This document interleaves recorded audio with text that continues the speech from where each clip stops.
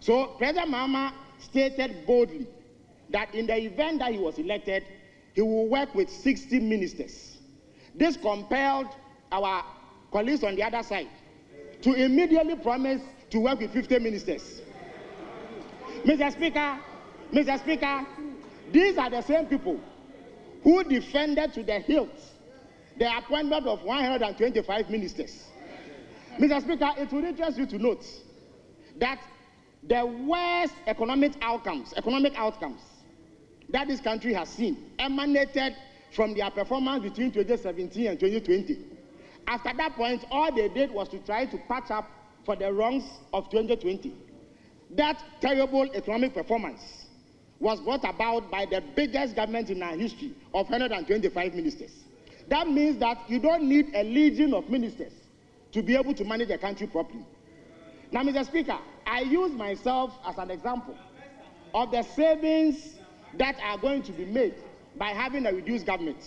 My colleague on the other side, and my friend, Honorable Oponkuma, who, by the way, is my constituent also, used to head a ministry called the Ministry of Information.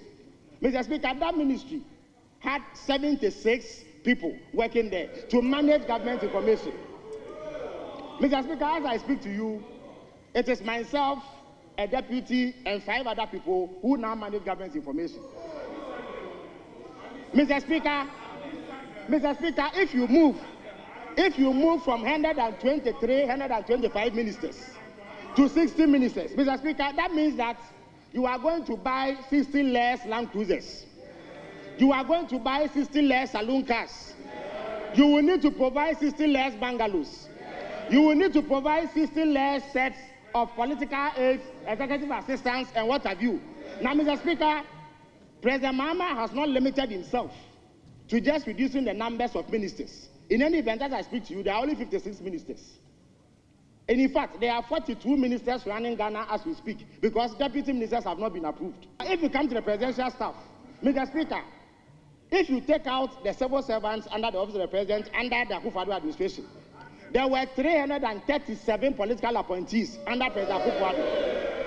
As I speak to you, Mr. Speaker, there are 26 presidential staffers, people that you can classify as presidential staffers, and then 4 directors.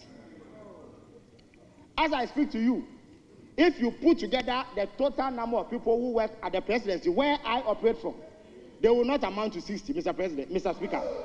Yet they had 337 political appointees.